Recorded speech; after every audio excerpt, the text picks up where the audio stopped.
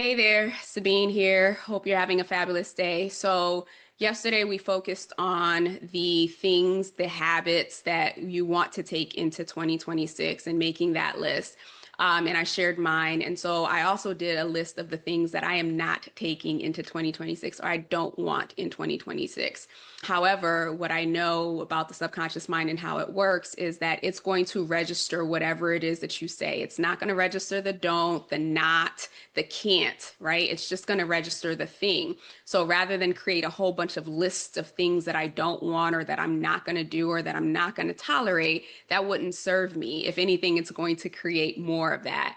And when you think about change and when you think about growth, right, that happens at the identity level. And so if we are just writing statements that are nice affirmations, don't get me wrong, I love a good affirmation, but to put the power behind it, it has to have the identity level statement. And so the two most powerful words being I am, you want to make sure that your statements speak to you or speak to your subconscious at the identity level. So I'll give you an example. One of the things that I put on my don't list was that I don't want to hustle. I don't want to grind. I don't want to feel like I have to prove myself in 2026. Like we're just not doing that. If I were to just leave it at that, all I'm registering in my subconscious mind at that point are all the things that I just said. Hustle, grind, prove, right? And that's not what I want. So a more empowering way and a more powerful way to shift that is me making a declaration that says, I release all remaining attachments to learning through lack. I now learn through love, expansion, and joy.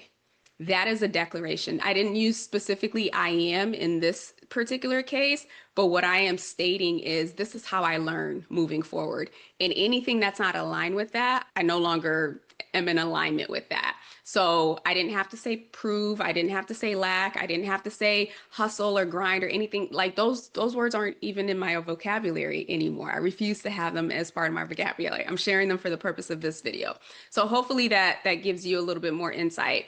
One of the other ones, and this speaks to interpersonal relationships that I created was I choose relationships that feel easy, reciprocal, and open.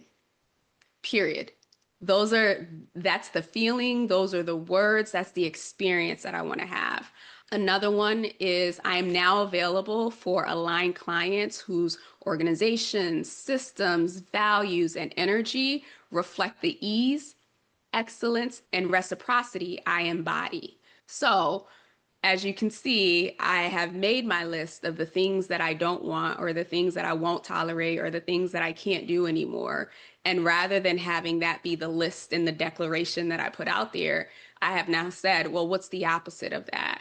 If this is true, if I am no longer here for the hustle, for the grind, and for the proving myself, then what am I here for? What is true about me and what I want to experience moving forward? So again, I don't have a specific exercise, but I wanted to give these examples so that as you start to think about the things that you're not taking into the new year with you, they're not just external things.